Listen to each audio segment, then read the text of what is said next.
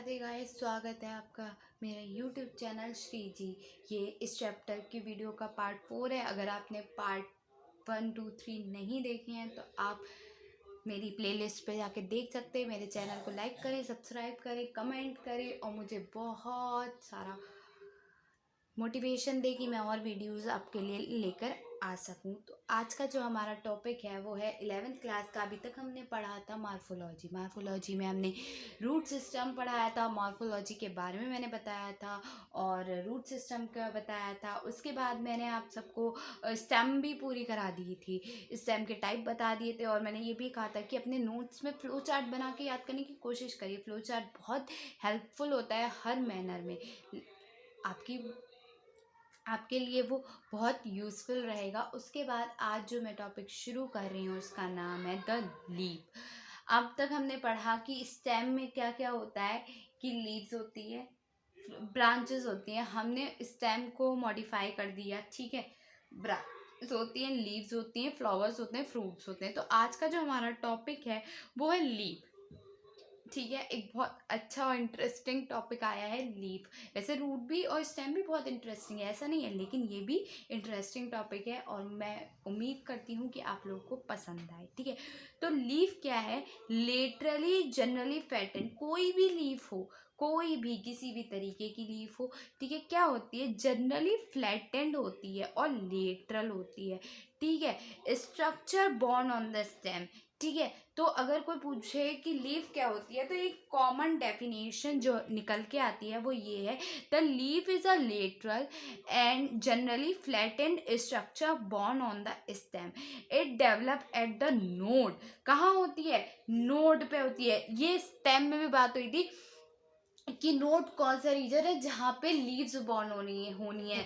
Node कौन सा है? The region of stem where leaves are born. याद करो, मैंने स्टेम वाले में भी ये बात बताई है कि वो नोड वो रीजन है जहाँ पे लीव्स बॉर्न हो रही हैं। तो यहाँ पे भी यही बताया गया है कि वो रीजन है जहाँ लीव के नोड रीजन पे, वो सॉरी स्टेम के नोड रीजन पे लीव्स बॉर्न होती हैं and bear a bud in its axil. इस एक्साइल पे एक बर्ड प्रेजेंट होती है, ठीक है, एक बर्ड, ठीक है, जिससे ये जुड़ी रहती है। देखो यहाँ पे ये सब जुड़ी रहती है, ठीक है, एक बर्ड से जुड़ी रहती है, ठीक है। द एक्सिलरी बर्ड, उसको हम क्या कहते हैं?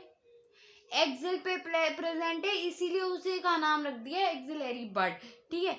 Axillary bud later develop into a branch.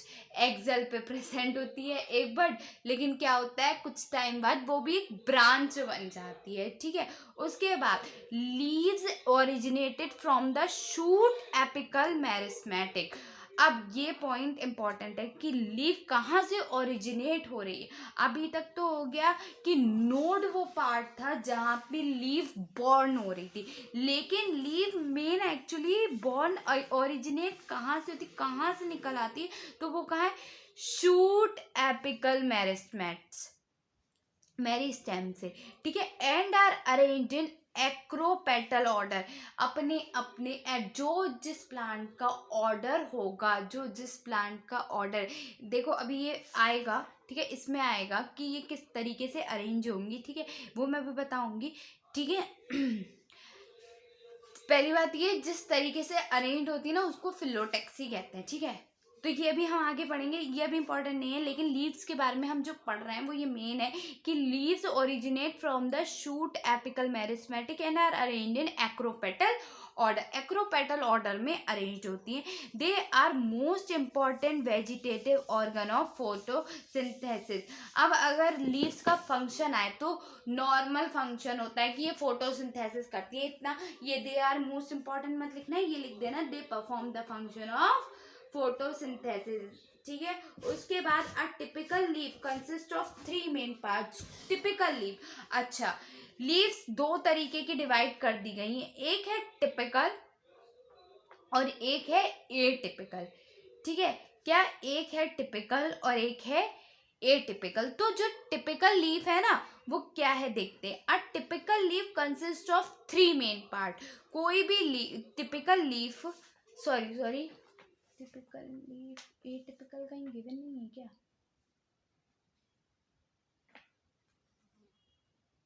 Sorry इसमें एक ही गिवन है टिपिकल लीफ, तो वही पढ़ लेते हैं। तो a typical leaf consist of 3 main part. कौन कौन से?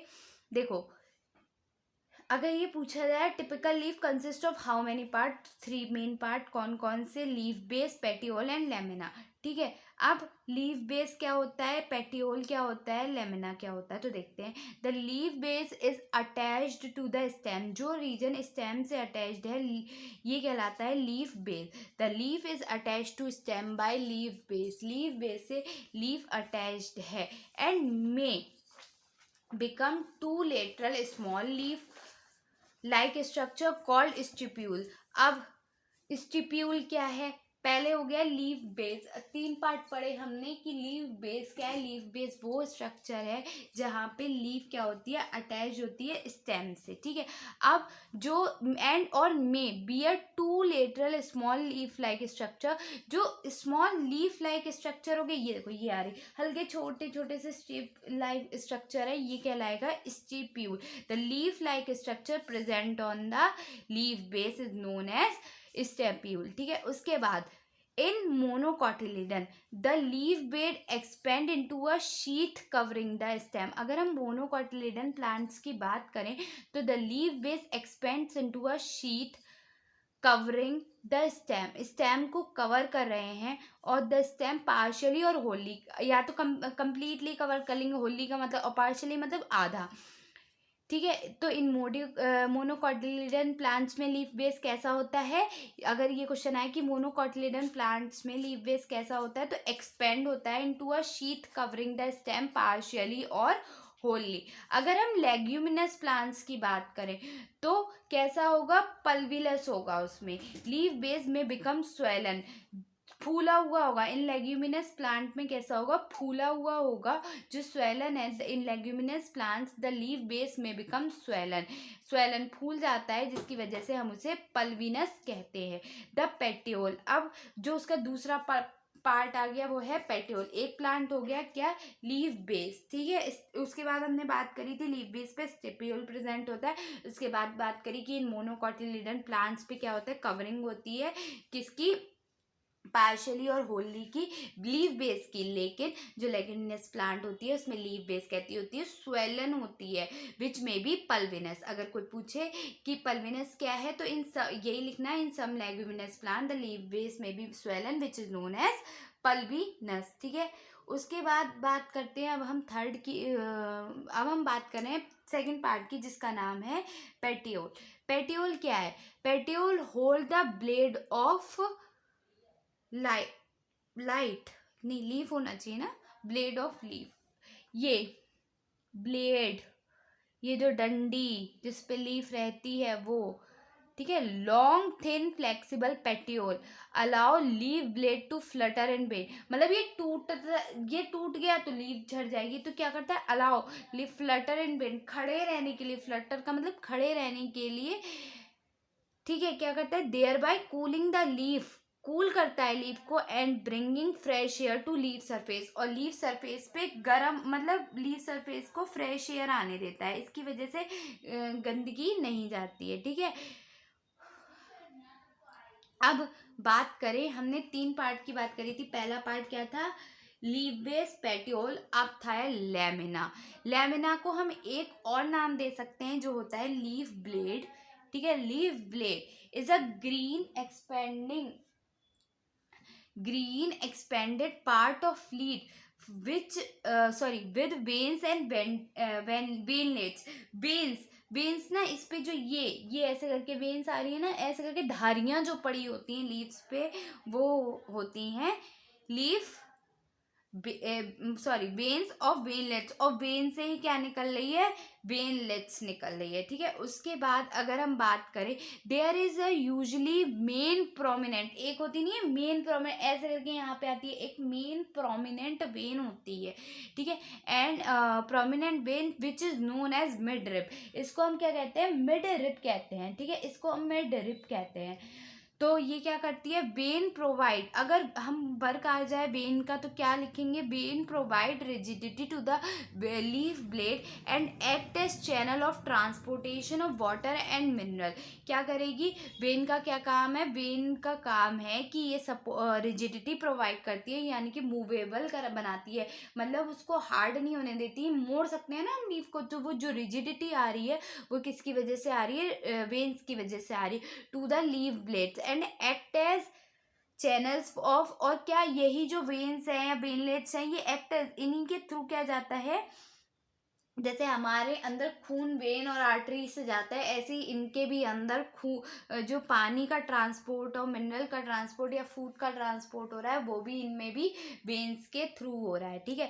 The shape, margin, apex, surface and extent of incision of lamina varies in differently, मतलब जो उनका साइज होता है, मार्जिन होता है डिफरेंटली में। अब केले का पत्ता कितना बड़ा होता है और जो आम का पत्ता होता है वो कितना छोटा होता है, तो ये डिफरेंशिएशन अपने आप है, वो अपने आप डिफरेंशिएट कर लेता है। अब इसके बाद हम बात करते हैं वेनिएशन की, ठीक है। वेनिएशन क्या होता है, तो वेनिएशन जो होता है द अरेंजमेंट ऑफ वेन्स। अब वेनिएशन, वेनिएशंस का देखो, वेन आ रहा है ना इसमें भी, वेन से वेना आ रहा है इसमें, तो इससे याद हो जाएगा वेन। तो क्या है, the arrangement of vein and the veinlets in the lamina of leaf. Lamina का मतलब है सरफेस, लीफ ब्लेड, जो ये सरफेस है इसमें अरेंजमेंट किसका, वेन्स का या वेनलेट्स का क्या कहलाता है, वेनिएशन कहलाता है। When the veinlets form a network, the when termination एक नेटवर्क बना लेना तो क्या बनाता है, टर्म्ड एज रेटिकुलेट, ठीक है। अच्छा, अब जो वेनिएशन है वो दो तरीके का होता है, एक रेटिकुलेट होता है और एक पैरेलल होता है। एक तरह से बहुत सारी निकलना, एक तरफ से बहुत सारी वेन्स निकल रही हैं तो वो क्या कहलाएगा, रेटिकुलेट, ठीक है। अगर पैरेलल, देखो बनियान के पत्ते में कैसे तो पैरेलल होती हैं, ठीक है, एक दूसरे के लंबी लंबी धारियां पड़ी होती हैं, तो वो क्या है, पैरेलल। तो when the let's when the vein run parallel to each other within the lamina, within the lamina दोनों में, क्यों, क्योंकि ये लैमिना पर ही प्रेजेंट होती हैं, इसलिए the venation is termed as parallel. ये क्या कहलाती हैं, पैरेलल वेनिएशन कहलाती हैं। डिफरेंशिएट के लिए आ सकते हैं कि the differentiation of reticulate and parallel venation, the reticulate venation is the venation when the veinlets forms the network is known as venation, and the parallel venation is the venation when the vein run parallel to each other within the lamina. उसके बाद leaf of dicotyledon plant generally possess reticulate venation. अच्छा, reticulate का example हो गया क्या, dicot plant, ठीक है, ठीक है। डॉक्टर होता है ना, डॉक्टर, उससे याद कर लेना DR, यानी कि डाइकोटिलिडन रेटिकुलेट वेनिएशन, और बाकी मोनोकॉट बचा वो पैरेलल में आ जाएगा, ठीक है, पैरेलल मोनोकॉट में आ जाता है, रेटिकुलेट में क्या आता है, रेटिकुलेट में आ जाता है डाइकॉट, ठीक है। Thank you, Radhe Radhe guys. इतना आगे का पार्ट हम बाद में पढ़ेंगे, हम पढ़ेंगे टाइप्स ऑफ लीफ और अरेंजमेंट ऑफ लीव्स, ठीक है, ये सब हम आगे की वीडियो में पढ़ेंगे। Thank you very much, like share and subscribe my channel. और आपको आई होप कि मेरे इस पढ़ाने से थोड़ी बहुत तो हेल्प मिल रही होगी, आप अपने नोट्स बनाएं, और अगर नहीं बन पा रहे हैं तो आप मुझे कांटेक्ट करें, मैं आपको नोट्स दूंगी। कमेंट करें, लाइक करें, शेयर करें, सब्सक्राइब करें। Thank you very much.